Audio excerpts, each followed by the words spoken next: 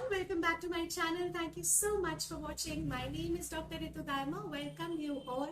आज ये वीडियो है ऑर्गेनॉन ऑफ मेडिसिन के अफॉर्मेशन नंबर 210, 211 के बारे में. As I said earlier कि ये जो वीडियोस हैं और जो आज का कॉन्सेप्ट है वो स्टार्ट हो रहा है मेंटल डिजीजेस का कॉन्सेप्ट, जो अगेन वन साइडेड डिजीज की क्रोनोलॉजी में आता है. हमने जब वन साइडेड डिजीज स्टार्ट किया था तो हमने एक कैटेगराइजेशन किया था which was very very important, और इस कैटेगराइजेशन में फिजिकल एलिमेंट्स थे और मेंटल एलिमेंट्स थे.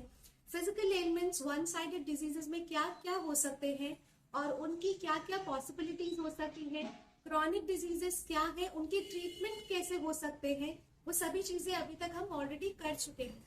And the videos are available on this channel only.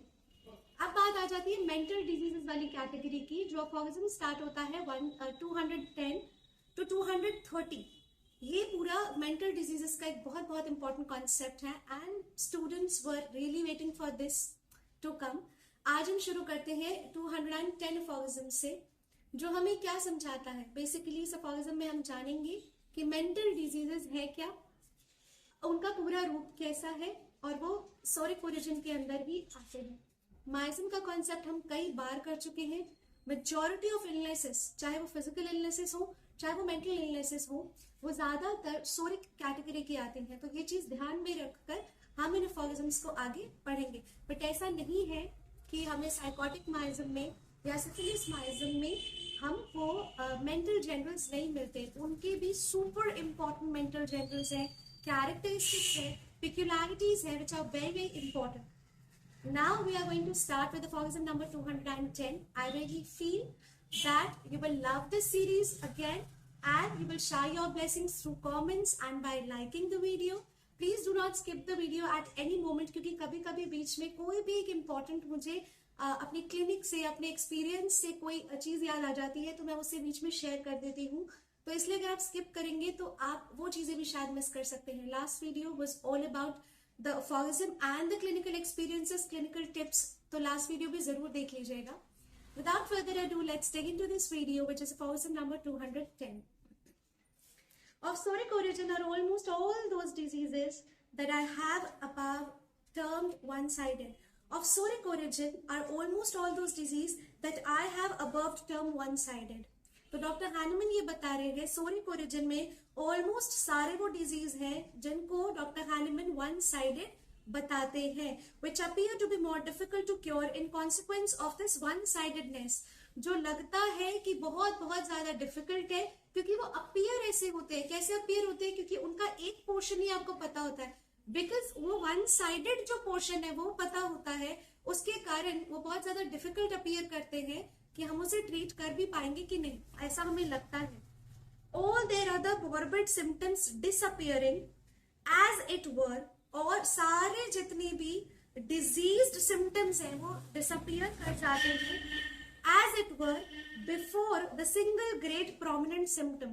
एक सिंगल, एक बड़ा, एक प्रोमिनेंट सिम्टम जो है उसके अलावा सभी डिजीज सिम्टम्स वो धीरे धीरे डिसअपियर कर जाते हैं.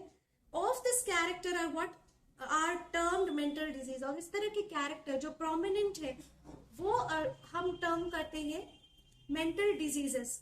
आगे डॉक्टर हैनमन क्या कहते हैं? They do not however constitute a class of disease sharply separated from all others. Now it is very important, हम मेंटल डिजीजेस को एक कैटेगरी करके अलग नहीं कर सकते, क्योंकि एज होम्योपैथ्स हमारा अप्रोच होता है इंडिविजुअलाइजेशन की तरफ, एज वी ऑल नो. तो मेंटल और फिजिकल सिम्टम्स दोनों ही all together they constitute the disease and the totality of the disease. तो पूरा ड्रग पिक्चर बनता है. अब हम किसी भी तरह से मेंटल डिजीजेस को एक अलग क्लास, एक अलग कैटेगरी में नहीं डाल सकते. They do not however constitute a class of disease sharply separated from all others, since in all other so-called corporeal diseases the condition of the disposition and mind is always altered. This line is very important. इससे related footnote भी है. They do not however constitute a class of diseases sharply separated from all others, since in all other so-called corporeal diseases, क्योंकि जो बाकी सारे so-called corporeal diseases है, so-called not real, so-called जितनी भी corporeal diseases है वो कंडीशन जो होती है डिस्पोजिशन की, माइंड की, वो हमेशा ऑल्टर्ड हो जाती है। डिस्पोजिशन, माइंड की जो स्थिति है वो हमेशा ऑल्टर हो जाती है, बदल जाती है। And in all cases of diseases they are able on to cure the state of disposition. और हम जो है एज होम्योपैथ्स उसकी उसी ऑल्टरेशन को, उस डिस्पोजिशन को, वो जो ऑल्टर हुई है, बदल गई है, उसको ठीक करने में मदद करते हैं। is to be particularly noted along with the totality of symptom। अब जो ये जो चेंज हुआ है ना, अब जो ये ऑल्टर हुआ है, ये जो ऑल्टरेशन है, उसी को हमें ठीक करना होता है। किसके साथ साथ? सारी टोटलिटी ऑफ सिम्टम्स के साथ साथ। If we would trace an accurate picture of disease, लेकिन कैसे आप करेंगे अगर हमने जो पिक्चर है, ड्रग पिक्चर है, वो एकदम करेक्ट बनाई है तो। If we would trace an accurate picture of the disease, ये हम कब कर पाएंगे? जब हमने जो ड्रग पिक्चर है वो बिल्कुल एक्यूरेट बनाई है तब। In order to be able therefore to treat it homoeopathically with success, in order to be able therefore to treat it homoeopathically with success, तभी हम होम्योपैथिकली उस डिजीज को ठीक कर सकते हैं सफलता के साथ। थोड़ा सा समराइज करना चाहूंगी यहाँ पर। इस अफॉर्मेशन में डॉक्टर हार्डमैन कह रहे हैं कि वन साइडेड डिजीज जो है, सोरिक ओरिजिन के ऑलमोस्ट जितनी भी डिजीजेस है वो वन साइडेड है। वन साइडेड होने की वजह से ही कई बार वो ऐसे दिखते हैं कि वो ठीक करना बहुत मुश्किल हो जाएगा उनको, लेकिन हमें उसमें से एक प्रोमिनेंट सिम्टम निकल कर आता है, कैरेक्टरिस्टिक सिम्टम निकल कर आता है, जिन्हें हम मेंटल डिजीजेस कहते हैं।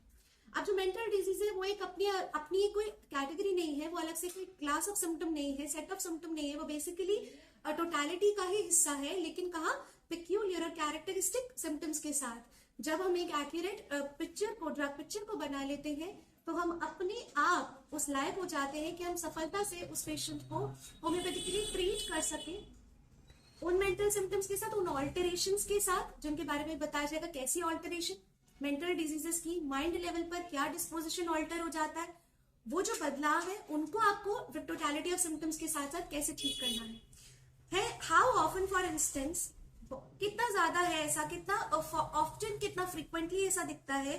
Example, do we not meet with a mind soft disposition in patients who have for years been afflicted with the most painful diseases? क्या हम ऐसे कभी लोगों से नहीं मिले हैं जो बहुत ज्यादा सॉफ्ट होते हैं, बहुत ज्यादा माइल्ड होते हैं, और वो कई सालों से मोस्ट पेनफुल डिजीजेस से सफर कर रहे होते हैं, so that the physician feel constrained to esteem and compassionate the sufferer। तो फिजिशियन को एक फीलिंग आती है कि उसको उसकी सफरिंग को ले और उसको कंपैशन प्रोवाइड करे। But if he subdue the disease and restore the patient to health, लेकिन अगर वो जो है उस डिजीज को शांत कर देता है और उस पेशेंट की हेल्थ को वापस ले आता है, as is frequently done in homeopathic medicine, जो हम फ्रीक्वेंटली होम्योपैथिक मेडिसिन से करते हैं, होम्योपैथिक प्रैक्टिस से करते हैं, he is often astonished and horrified at the frightful alteration in his disposition. वो कई बार बहुत ज्यादा डर जाता है फिजिशियन, उसका जो ऑल्टरेशन हुआ डिस्पोजिशन में उसको देखकर। ही ऑफन विटनेसेस, कई बार वो देखते हैं कि इनग्रैटिट्यूड आ गया पेशेंट के अंदर, कोई थैंकलेस हो गए हैं, क्रूएल हो गए हैं, there is a refined malaise propensities, बहुत ज्यादा किसी को भी मारने के लिए आतुर हो रहे हैं, बहुत ज्यादा अग्रेसिव हो गए हैं, प्रोपेंसिटीज, टेंडेंसीज जो है स्वाभाविक बहुत ज्यादा डिसग्रेसफुल हो गई है और डिग्रेड हो गई है टू ह्यूमैनिटी उनकी इंसानियत डिग्रेड कर गई है। where precisely the qualities assessed by the patient before he grew ill, जो बिल्कुल ऑपोजिट है जब वो पेशेंट बीमार हुआ था, उसके बिल्कुल opposite. Those who were patient when well often become obstinate, violent, hasty and even intolerant and capricious or impatient or desponding when ill.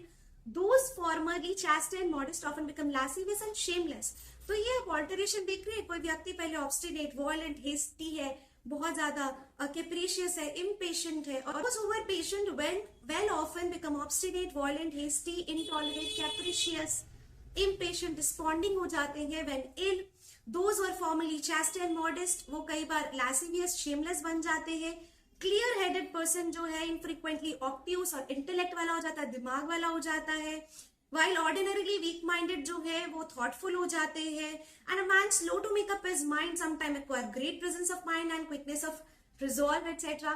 जो बिल्कुल भी अक्ल नहीं है जिसके अंदर, वो अपना दिमाग नहीं लगा पाता, वो उनमें माइंड आ जाता है, वो अपनी प्रॉब्लम्स को सॉल्व करने लग जाते हैं, रिजॉल्विंग कैरेक्टर के हो जाते हैं and etcetera. These are the alteration which you can see. जो पेशेंट बीमार होते हैं तब कैसे हो जाते हैं, ओरिजिनली कैसे होते हैं, ट्रीट होने के बाद कैसे हो जाते हैं। Aphorism number 211. This hold good to such an extent that the state of disposition of patient often chiefly determines the selection of homeopathic remedy. अब यही एक सबसे important आधार है जिसके बेसिस पर आप होम्योपैथिक मेडिसिन चूज करते हैं करेक्टली. यही फाउंडेशन है कि किस तरह से पेशेंट का जो स्टेट है वो बदल गया है. As being decidedly characteristic symptom, यही characteristic symptom बनता है which can least of all remain concealed from accurately observing physician. जो एक्यूरेटली ऑब्जर्विंग फिजिशियन होगा उससे बहुत ही कम चांसेस है कि ये छुपा रह सके ये characteristic symptom.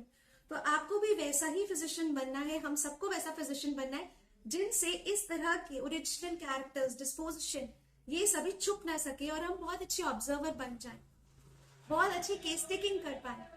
So keep on doing this hard work and really it matters a lot. Do your case taking beautifully before doing anything else and this will help you a lot in deciding on homeopathic medicine. I really hope that you enjoy this video. आगे धीरे धीरे और clarifications होंगे. अभी मुझे लगता है आपके दिमाग में बहुत सारे क्वेश्चंस आएंगे, पॉपअप करेंगे, बट धीरे धीरे डॉक्टर हानीमैन इन सभी के जवाब हमें देने वाले हैं जिसे हम 1 by 1 फॉर्मिज्म्स के थ्रू करेंगे. Thank you so much. Please subscribe to my channel if you haven't subscribed it till yet. Like the video, share it with your friends and enjoy.